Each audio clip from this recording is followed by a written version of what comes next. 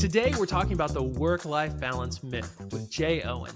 Jay is the founder of Business Builders, a seven-figure agency based out of Florida, and he's also a full-time pastor. So you can imagine why I think he'd be the greatest candidate to talk to about a work-life balance. I'm your host, Clay Vaughan, and I'm best known as the CEO of Reverent, a full-service agency that focuses on helping you market your business and share your story. If you're tired of letting your cold, warm, and hot opportunities fall through the cracks, then I think you should take a listen to this quick message from our new sponsor, Rocket Fuel. When small businesses let their leads slip through the cracks, their top-line revenue suffers. Over the years, Rocket Fuel's all-in-one CRM software has helped thousands of small business owners organize and automate their communications so that nothing slips through the cracks and their top-line capacity can grow. So, schedule a demo today at www.rocketfuel.software. You can stop losing leads and instead close more sales with half the effort. So, Jay, I'd love it if you could just start out by introducing yourself and tell me a little bit about who is Jay? Where are you? What do you do? That's a big question, like, who am I? That's like the core human question, who am I and what is my purpose? My name's Jay. Hey, everybody that's listening. I am married to a beautiful wife of 20 year's, almost 20 years. Next year's 20 years. And I got 5 kids. And I run a marketing agency that I have run my entire life. I started when I was 17, a kid in high school, and made about $5,000 that first year. That wouldn't quite work anymore with needing to support 5 kids and a growing team now at the agency, but it worked back then. And I'm heavily involved in our local church. And my wife and I are involved in some missions organizations down in Haiti, which is really fulfilling. And we just got a lot going on. 5 teenagers is a lot in the house at one time. So that alone is enough. That's awesome. That's awesome. It sounds like you are a little crazy, to be honest. That's right. I've got 2 kids, and I don't know how I could possibly manage more, but I'm sure we're going to figure it out because our plan is to adopt. But that's awesome. That's awesome. Well, my 2 youngest are adopted, so that's a good journey there. And then I'll warn you on the 3rd kid though, man.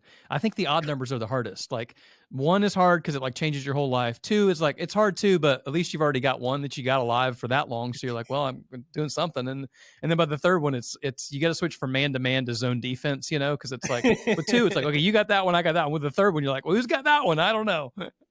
Yeah, so you just learn to figure it out, right? And That's right. They also learn to fend for themselves a little bit. So sure. fun.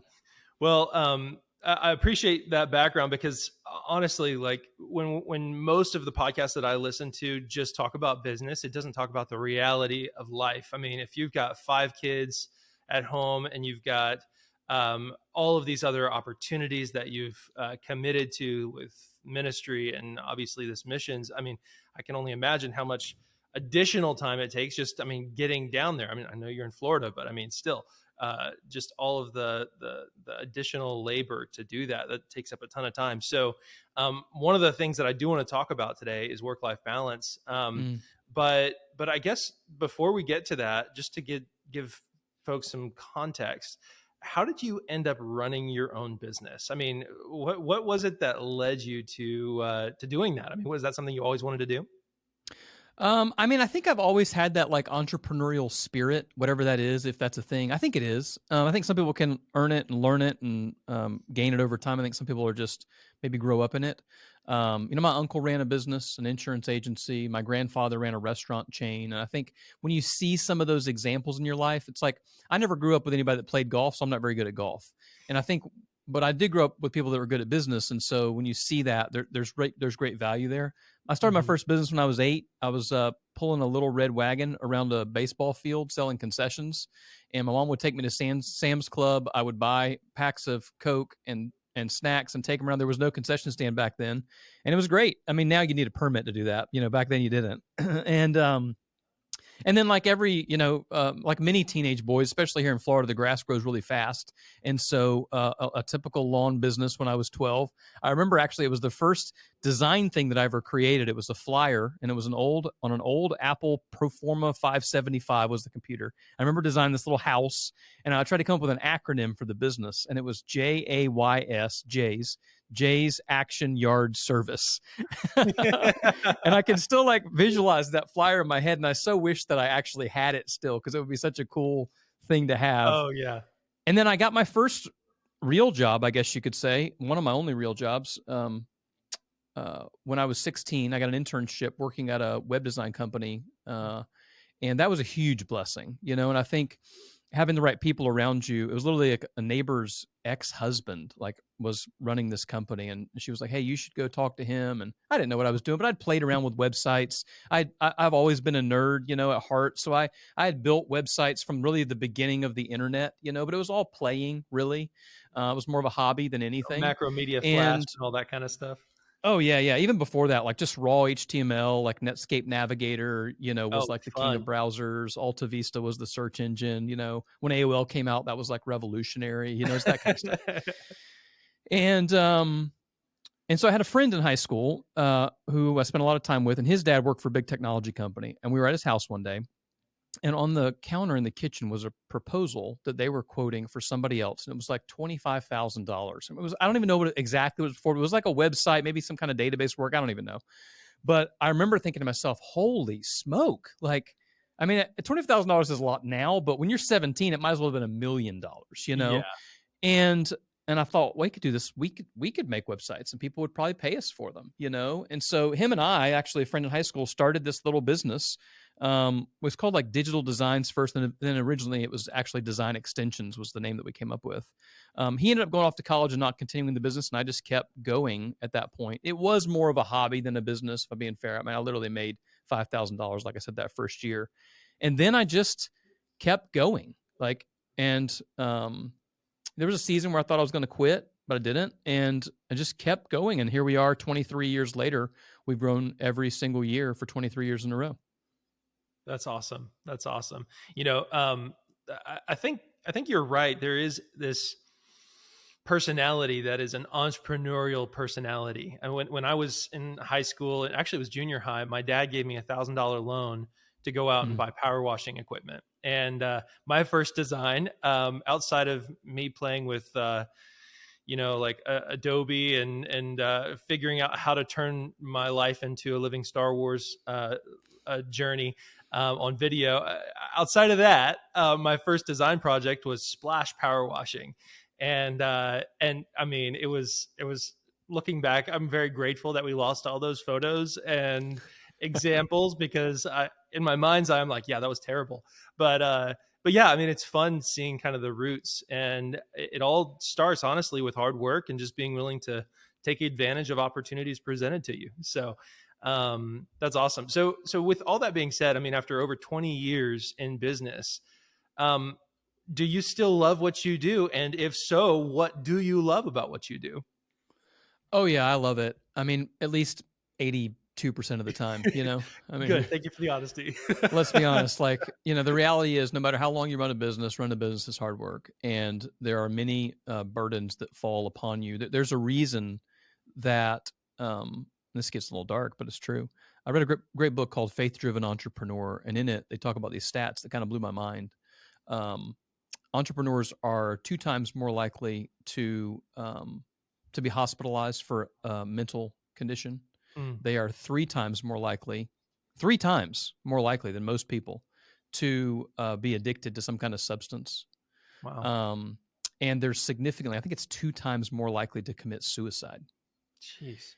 And I think that the root of that is because, and I still am like this sometimes, for sure. I think the root of it is this, that it's so easy for your identity to become your business. Mm-hmm. And the fact is, most businesses do fail. Like many of us, I mean, even you and I, like there's plenty of things that might not be even full-blooded businesses, but like things within the business that we've tried many things that have not worked, So many, you know. so many. And probably that we've all tried more things that haven't worked than have. And if your identity becomes totally isolated on the success of the business and the business fails, then you are a failure. You're not like, hear that. Those of you listening, you're not, but it's easy to feel like that. Yeah. And I think, you know, when you think about that, it's like, man, it's easy to get caught up in that. But I do love what I do most of the time, but it's changed a lot. You know, back in the day, I did all the things. I designed things and wrote code and took photos and you name it, I probably did it. But I never was great at any of those things. Like I was better than most people for sure, but not better than like an actual designer or an actual developer or somebody who's focused on their trade. And so over time, I've learned that my greatest desire is to build the business itself, not necessarily do the client work. And so my job really now is to build leaders who build teams who take care of the clients. And so that's changed a lot, but I do love it. I love the constant change and chaos of entrepreneurship. I don't fear the unknown that much. I kind of like it. Yeah, no, that's great. So one of the guys that I really have followed, and he's kind of been a mentor. He probably doesn't even know it, but has been a mentor to me, is Jason Benham from Benham Real Estate Group. And he and I got connected back in 2019 when I was going through some stuff. And one thing that he said in one of his most recent books was that there's three kind of entrepreneurs. There's the doer, the developer, and the dreamer. And at some point, you're all three. But only the ones that succeed learn how to move from being a doer to being a dreamer. And that middle spot of being a developer is really what you just said. It's that learning how to manage people, learning how to take a team and put them to work and for one specific goal. And so anyway, I love what you just said, because it's obvious over the years that you have gone from doer to dreamer. And it's still a process, because I'm sure it is a process, because I get dragged. One of my biggest faults, actually, and one of my biggest weaknesses, I think, is actually that I do know how to do the things, and that's not always good, because I then want to go do them, because I'm like, well, I'll just give it to me, I'll do it. And it's like that should not be my job. Almost 0% of my job at this point should actually be doing the thing, and that's in the best interest of everybody, not just me. But that kind of reminds me a little bit. I like that idea, doer, developer, and dreamer, of the Michael Gerber thing, where he says there's every business needs three people. He says they need a manager, a entrepreneur, and a technician, or something like that. It's like a technician, a manager, and an entrepreneur, but it's basically the same thing. It's a doer, somebody who's managing teams, and then somebody who's like the visionary, the dreamer. Where are we going? What's possible? Let's push the envelope. Yeah, that's great. That's great. So you wrote a book a couple of years ago.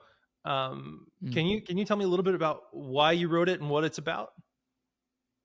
Yeah. So right around, we're coming up on our 20th anniversary as a company, and many people had told me, you should write a book. You got all these stories to tell and ideas of how you run the business. And I'm like, I don't know, I'm not good enough. Like, I don't, it's that imposter syndrome, like, was coming in hard. And then I was like, you know what? I'm just going to write these things down. And so I wrote a book called Building a Business That Lasts Without Sacrificing Family. And really, that's the key to me, is like my vision for the future. People tell me all the time, they're like, Jay, if you just did this event, and if you just did this, and if you just showed up here, and if you did these breakfasts and these dinners and these out of town functions, like, you would scale so much faster. And I'm like, I know, but that's not the whole goal. It's part of the goal. It's not the whole goal. And so to me, like the longest chapter in the book is a chapter called The Work-Life Blender. And the reason it's the longest, it's probably the one I'm most passionate about. And I struggle with. Like, the thing is, it's not like I've just got this thing all figured out. The truth of the matter is that I love working. And I could work from the time I rolled out of bed until the time I fall asleep at night and have no problem with it personally. But that would not go well for my marriage, and it would not go well for my children.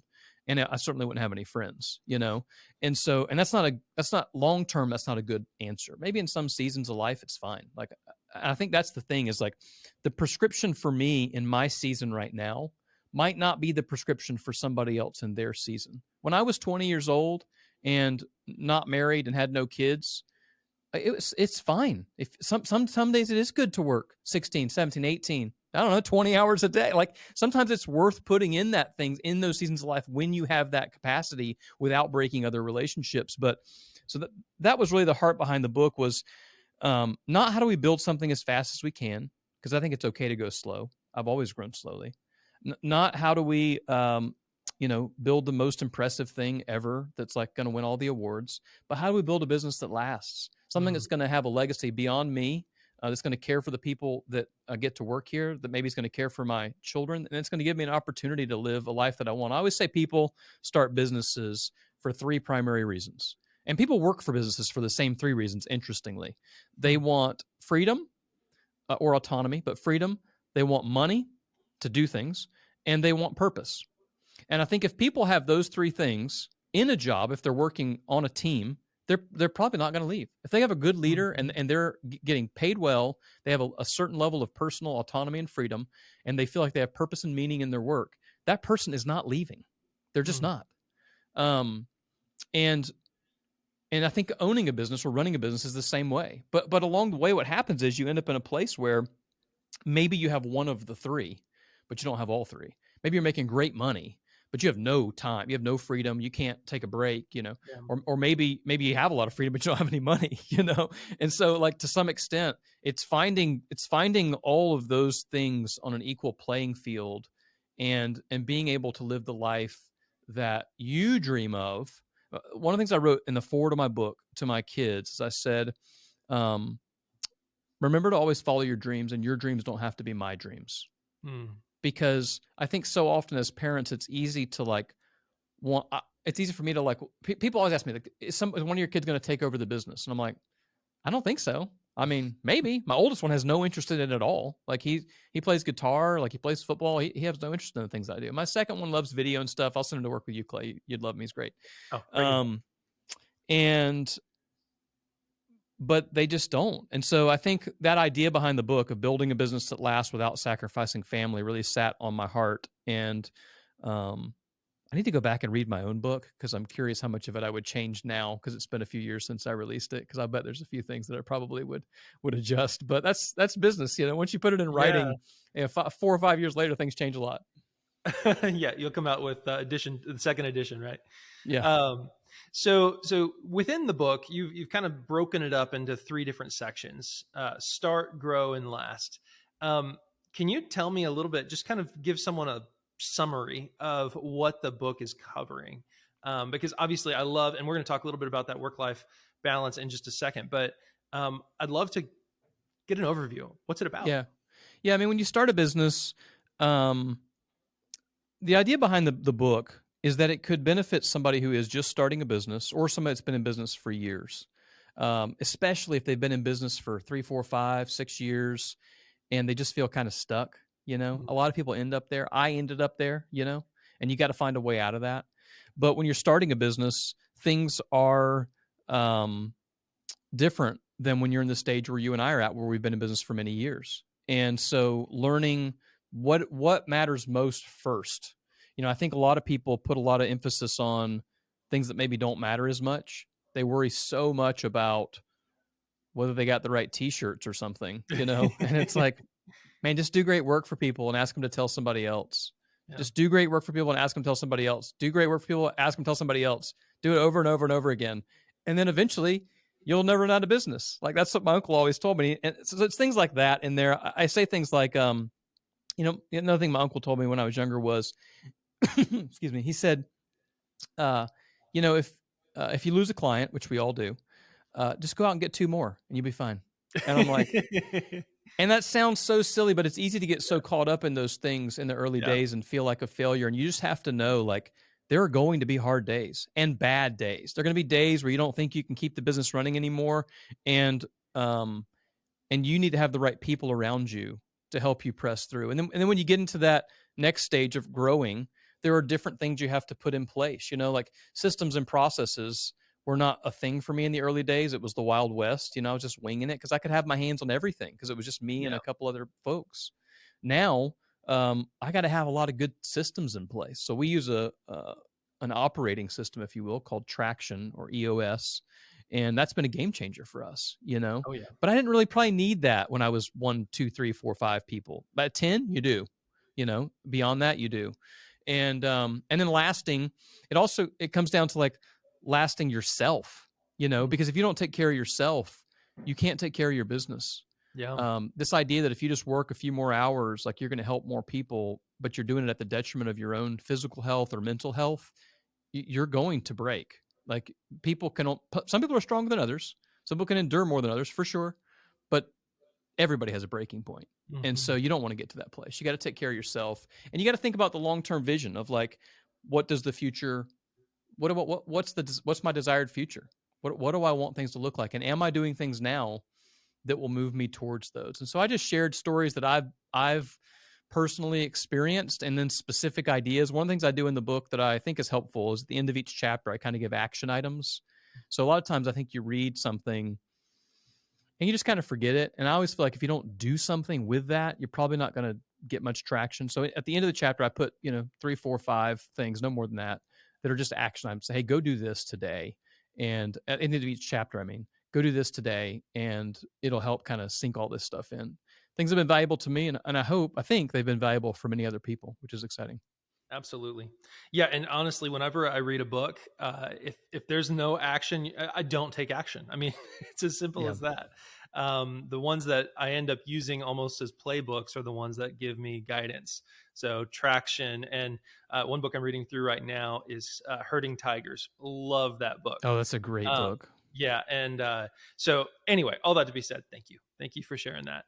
And I highly recommend you guys check out his book, Building a Business That Lasts. When I think about how I've grown and the biggest seasons of growth for me personally, it's always when I find someone who is maybe they don't even have as much experience as me, but they have more wisdom than me.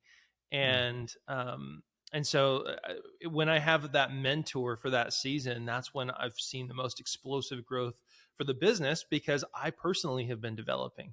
So who would you say has been your mentor? And I mean, have you had one over the years, or has it been like 100? And what have you learned through that? I know that's pretty deep, but that's a good question. In the early years, it definitely was my uncle. I've mentioned him a couple times already. He gave me some of those foundational ideas. There was a season where I didn't think I could make my business work. And I was going to go work for him. I did go work for him in the insurance business. And the vision was, well, I'll just kind of do this design thing on the side as kind of a hobby, because I was making maybe $25,000 a year, maybe. And we were married at that point. I was 21, no kids yet. And so I went to work with my uncle. He was going to fade out. I was going to fade in. I'd become the new Owen and Associates. Seemed like a no-brainer. He's got a house in the mountains, house in Florida, drives a nice black Mercedes. And I thought, that looks fun. I'd like to do that. And about 6 months in, I knew I'd married the right woman when I came home one day, and I was crying because I'm a bit of a crier. And I said, babe, I could do this and make a lot of money at it, but I think I'm going to hate it the rest of my life. This is not what I'm made for. And she said, so quit and do what you love. And, man, I've told this story 100 times. I don't know why I'm getting emotional about it. I wouldn't have kept going if it wasn't for her. I wouldn't have. I would have quit, because I would have gone after the money, and I was seeking the approval of man, which was my uncle at that point. I wanted to work with him and for him. Like, I respect him. I learned a lot from him in business. I learned more from him in those early years than anybody else, but it wasn't what God made me for. And, so the next day I went in and I told him, hey, and I was crying because obviously I'm a crier. And I said, man, I can't do this anymore, but I'm so thankful for you. And my aunt, who worked in the business with him as well. We all worked together. And so I quit and I did what I loved. And it's not that easy. Like, it's not that clear and simple. Like, the whole idea of like, we'll just do what you love and it'll come together. It's not always that much of a fairy tale. And it wasn't a fairy tale. It was hard work. I remember thinking to myself and saying to Claire, my wife, I remember saying, like, I wonder if I ever have enough work just to keep me busy for the whole week. That's where I was at that time. And I got plenty now. I got enough for many people. I could spread some out. Golly. And so he was a big mentor me in the early years. I think I did a really poor job over the next decade, really after that, honestly, in getting good mentors. I think I was afraid to ask for help um, because of my own insecurity and pride and age. I was really young, and so I just felt like I wasn't good enough, and so I learned a lot slower as a result. I think I would have accelerated my growth with mentors. Um, Now I would say that most of my mentors honestly are more like aspirational. Like they're not actually even people I know. Somebody like a Michael Sure. Hyatt, or a Dave Ramsey. Like I read all their stuff. I go to a lot of their things. And so they become mentors without me even be able to get feedback from them. But that still misses an element. Like a true mentor should be able to go, hey, what are you doing here? I joined a group called C12 not that long ago. And that's been really valuable because the chairperson of that group, his name's Vaughan. Man, he's an ex-military guy and ex like high-end consultant as well. So he's like super clear and direct, and he's not afraid to tell me like, dude, that's a bad idea. What are you doing? That's super helpful in this season right now is having that person. I always say everybody needs 4 people in their life, especially business leaders. Business leaders need these 4 people. They need somebody to look up to. They need someone who stands beside them. They need someone who's looking up to them, and they need someone who believes in them when they don't believe in themselves. So the someone to look up to is the mentor that you're asking about. The someone to stand beside are people like you and I. Like, we run similar businesses. Like we do some similar things. Like we both kind of lean heavier on other certain services, but in general, we do a lot of the same stuff. And we're roughly in similar seasons of life. Like your kid's a little younger and mine a little older, but generally like roughly the same age, all that kind of stuff. And you're probably a lot younger and better looking than I am, but other than that, but we're people that can stand us beside each other, and kind of go, hey, you can shoot me a text anytime, or I can do it. Hey, what would you do here? I am starting a group, which you came to the event last year called Agency Builders, and me and a couple other agency owners are running a group of other agencies, and it's great. I So was that's so been encouraged after that event. So encouraged. Yeah, it's been those are people to stand beside you. And then everybody needs to be teaching. Everybody needs somebody that's looking up to them. And then my wife in that season of life was somebody who believed in me when I didn't believe in myself. So those are kind of how I think about that mentor question. It's more all encompassing about No, that's people around you. fantastic. Well, and I mean, I kind of have a similar story, and it continues to be true. My wife, and she was on an episode last season. If you want to get an in-depth look into what our marriage life looks like, you can take a listen. But Emmy, she has been my cheerleader from the moment we got married. I mean, when we got married, I was kind of straddling both my company and getting paid under what I was worth at another company to kind of supplement. And very similar story. I came home a month after we got married and I said, I hate this job. I hate it. It's killing me. And it literally was. I was in the hospital so much when I was working both jobs. And she said, quit. I mean, same story. And I was like, are you serious? Granted, she didn't know that we had 16 pennies in the bank account at the time, but it was still true. She was like, yeah, just quit. So, and she's been cheering me on through the thick and the thin when we lose a big client or when we win. I mean, when we win, she's cheering too. So it's pretty awesome to have someone in your corner like that. And if you're not married, it's tough. Talk to your pastor. I mean, for the longest time, my pastor, Patrick, he was my cheerleader. He was my encourager. He was the one rooting me on. So yeah, I appreciate that. Yeah, you're right. It doesn't have to be a spouse. It could be a pastor. It could be a friend. It could be, it could be a parent. It could be whatever. You just need somebody. You need somebody that's cheering you on and not just breaking you down all the time. Ideally more than one too. So, well, yeah, for sure. That'd be great. So, work-life balance. I mean, you currently work at a church in a pretty senior level role. You're involved in missions. You're a dad of 5, and you're a husband, and you're a CEO of a company that, I mean, it is not just a small company at this point in time. I mean, it's not just a fly by night. So you've got a whole lot going on, and that's just from what I can tell on Facebook and LinkedIn. In your book, you said something that like it leaped off the page when I was reading it. And you said work-life balance is a myth and that it's not a real thing. Can you please elaborate on that for our audience today? Yeah, I mean, work-life balance is a myth. It's not 50-50. It's like marriage, marriage is not 50-50. Sometimes it's 100-0. Like it's a commitment, like you've decided, and so work-life balance is about, number one, it's about the season of life that you're in. So for me, that changes depending on what's going on around me. And I think over time, the other thing is like, you just learn to carry more, like if my 25-year-old or 30-year-old self could not carry what I am carrying right now. It just couldn't.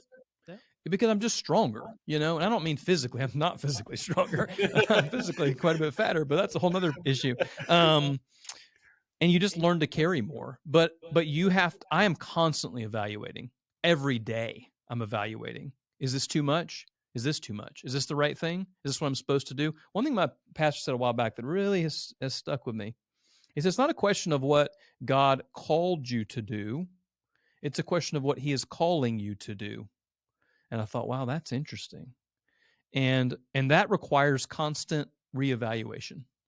Right now, I am CEO of the same agency I built my whole life, but I've installed promoted a team member to president last year, and he operationally runs most of the business. But realistically, I've cut my time in the agency this year probably by 50% so that I could take this other director role at a large church that we attend to help solve some things that I think I'm uniquely gifted for this season to solve. And it's a lot. Like people ask me like, how you doing? I'm like, I'm full. I don't want to say busy. Like I don't like that word that much, but like my schedule is full, but it's intentional. I decide everything that I'm going to do. Like this morning, I went on a 3-mile walk with Claire before I came to work, and that was on the schedule. That sounds ridiculous, but there has to be, because if you don't guard your own time and you don't guard the things that you have to, it's good for my mind to just get out and walk, It's probably not that good for my body. I mean, it's probably decent, but it's good for my mind, And so you have to guard the time that's most important. But as far as the balance thing, it's not equal. Don't look at your day and go, is it 50% this and 50% that? Is it equal all things? It's not. Some seasons, especially if you're starting a business, it might need to be 100% business for a little while, because you got to get the engine rolling. You got to get the wheel turning. And once you get the thing turning a little bit, you get a little traction. You can get it moving. You don't have to maybe focus on as much as you used to. And so, I mean, the perfect example is, I run a much, much larger business now. I worked way harder when I was making $30,000, when the company was making $30,000 than the company making $3 million, And so it's just seasons of life, and it's constantly evaluating, and it's communicating with the people that are most important around you. Because when people talk about work-life balance, they're primarily talking about the fear of destroying two things. One, themselves, or two, their closest relationships that are not work relationships. That's really what they're talking about. And many times, those of us that are entrepreneurs can fall to the drug of work, and as a result, we can injure ourselves and those around us. And so, like when it comes to marriage, for example, and work-life balance, Claire looked at me, I don't know, probably a month or so ago, looking at our schedule for the fall, and she just said, like, we really got to buckle down. Like, it's going to be a full fall. And I was like, yep. And we both know that. Like, we know that right now we're going to run really hard. And then at the end of September, we're going to Barcelona for 9 days, and so that's the thing is it's not, some days it's 100% personal, other days it's 100% business, other days it is 50-50, but it's not balance. It's more about what is the season of life that I'm in, and am I intentionally deciding how to spend my time? Everything on my schedule today is intentionally decided. That there's no waste there, and I can't afford that anymore. And I need days like tomorrow, that's a Saturday, where I don't have anything on my schedule. There's nothing going on, And that's great too, because who knows? I love a little spontaneity. Anything could happen. Or I might just lay on the couch all day. That's great too, you know? It's good to have that freedom for sure. That's right. No, that's so wise. And I think most startup entrepreneurs, and I mean even me, like I feel guilty when it's 5:30 and I'm still at the office. Like every day. It's just like this internal Me too. guilt. And it's not because I haven't communicated. No, sometimes I haven't communicated. But most of the time I've communicated, hey, look, today's going to be a late day. But there's still this, it's a level of guilt, but it's also a level of sadness too, because I feel torn. Like I want to be at home with my kids. I want to be God at for home that. with my wife. And it's like, okay, well, I know that this is a means to an end, and work is hard. I mean, work is work. It's not play. Now, granted, Yeah. I feel like your description of it as a drug is probably accurate, because it is an addiction in many cases, and I have to curb that quite often.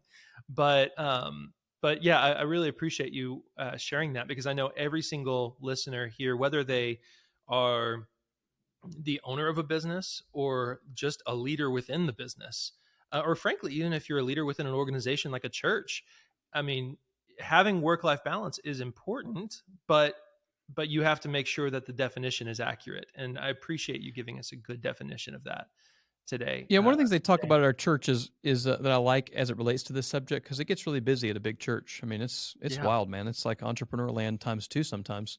They talk a lot about rhythms, family rhythms, work rhythms, and knowing that like certain seasons, like based on we're looking ahead, we're deciding ahead these things. There's some big things coming up. It's going to be a really busy for a month. It's going to be really hard. We might work a little earlier, we might work a little later, and then over this time period, it's going to be quite a bit lighter. And so you just got to decide ahead of time. And I think that's the biggest thing, is decide ahead of time. Decide ahead of time what you want your life to look like and move towards that. Don't just let it happen to you. Fate's a horrible author. Yeah, that's so true. Awesome. Oh, and I love the Donald Miller reference there. So a couple questions. I know we're coming up on time, and I really appreciate everything that you've shared so far. One of the things that every business owner, every business leader is thinking about right now is, okay, if I haven't gone through a recession before, what does it look like as a business owner? You've been through it. You've been through a recession, and according to everything I've read and according to everything you've said, you grew through that. So I'd love to know from you how your history is shaping your future right now. When you're looking ahead, how are you taking what you learned in 2008, 2009 and applying that? And how would you advise business owners right now to prepare and engage with the recession as it stands? Yeah, so a couple things I think about in that. I think about the recession in 2008. I think about the pandemic. Obviously, that's still pretty fresh for everybody. And I think the biggest thing about seasons like that is when you're in business, the greatest fear for most people, not business or not, is the fear of the unknown. It's why people are afraid of the dark. You know, people aren't afraid of the actual dark. They're afraid of what's in the dark that they may not know about. Right? Darkness itself is not scary. It's what's in the dark that we don't know. That's what's scary. And so that's true for a recession. It's true for pandemic. It's true for anything big like that, because we can't control it. Like I can't control if the gross domestic product for the United States increases this quarter or not. I mean, I guess I play a small part in it because we all do, but like realistically, you know, it's a very small part. And so I just have to learn. I have to look back and go, man, we've done this before. Like we've beat this before, and we're in a better position than we are, and we still need to be aware, and we need to be smart. It's basic financial stuff. It's Dave Ramsey stuff, you know? It's like, don't spend money on dumb stuff. Don't accumulate a lot of debt. Save some extra cash wherever you can. Be wise with your money. Look at all your products and services and go, hey, is there something else here that we're missing? Is there a downsell that we could create? Is there a cross sell that we could create? Is there an upsell that we could create? Those are questions that it's easy to just get stuck and like, hey, the thing we've done has always worked. And so we're asking a lot of those questions right now. It's like, I don't care how we've always done it. I don't care how we priced it or did it or functioned last week. If we got a better way to do it now, we should do it that way. And that can be a little disruptive when you have a team, like when you're constantly willing to change. But oh yeah, you know, that that kind of like willingness to look at the future, even in, perilous times, if you will, there's great opportunity in all stages. And so I think, especially like for those of us that are in the marketing business, I think there's more opportunity for us to some extent, because when things were so good, economically, people don't think they need marketing as much. So Then they true. get really bad. And then they go, oh, shoot, now we got to market. And it's like, man, you should have started that 12 months ago, not like right now. Like, there's a lot of things you need to do to like get to a place where it's actually going to create enough traction to help you grow your business. And so I think there's tons of opportunity, especially everybody that's listening in the United States, man. We just have more opportunity than we know what to do with. That's Oh why my I'm God. not afraid of like collaboration stuff. I love working with other agency Oh owners who yeah. do exactly the same thing as me. They're technically competition, I suppose, but it doesn't matter. Like there's so much more abundance in collaboration. So Oh yeah. get around good people. Number one, listen to good podcasts like this. Care for those around you. Control the things that you can control. Turn off the news and do those things, and you'll be just fine. Like that's how I feel about recessions. That's how I feel about pandemics. So many times the things that we are anxious about, worried about, and fearful about are things that we have zero control over. So Yeah. care for those you can care for, control the things you can control, do the best you can, and you'll be fine. I love it. I love it. And for anyone who wants to dive into that a little bit more, there's an amazing book, and I'd highly recommend you check it out too, Jay. It's called The Recession Proof Business, and it was written back in 2009 by a economist, Victor Chang, and it's a very little known book. I found it like in the back door of the internet, and I've made the entire team read it, because what I'm doing right now, and to your point, like we're going to have to pivot, we're going to have to change, and maybe add in different services, because we're fishing in a different stream right now. Yeah. And I wanted my whole team to know, hey, that's on the horizon, so let's read this book and know, so that you know why we're going to do this. Mm-hmm. And so if y'all want a good book read, unfortunately there's no Audible, so that's the hardest part of that book. But anyway, highly recommend that. Jay, thank you so much for coming today. Like, this has been so informative, and I know the audience agrees with that. Can you tell me, like, what was the last thing that you'd love to leave with our audience today? If they walk away with one thing from this, because I know we talked about a lot of different things today, which all are so beneficial for business owners and leaders, but what would you leave with them? One parting piece of advice. I think the number one thing, especially when entering confusing or difficult times, is don't try and do it alone. Like, people always say things like it's lonely at the top, but it doesn't have to be. Get in a community of people who care about you, who are smart, who know how to run their businesses. Things that have been wildly helpful for me, things like Entree Leadership, things like C12, this agency builders group that I'm working on right now with a few other guys. It's community of like-minded people who also have quite a bit of differences too. Don't put yourself in a bubble where the people around you only think exactly the way you think. Get some people in there that are gonna counter your views and make you work a little harder to justify what you're doing or why you're thinking that way. But don't do it alone. Get in community. Have the right people around you. Do not let yourself end up, in a dark room with a laptop all alone, just trying to hammer it out. It doesn't have to be lonely. We all need people around us. I think the pandemic taught us that.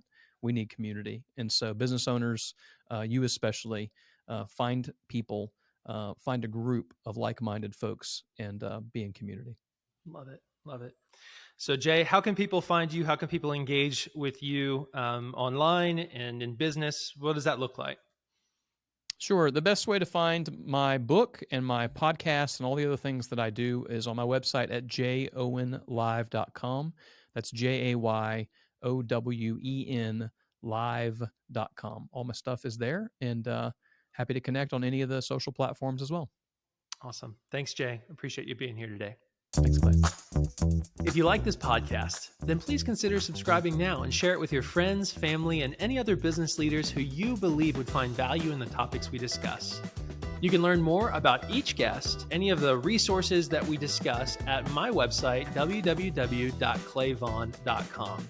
I also want to give a shout out to RocketFuel, our show sponsor.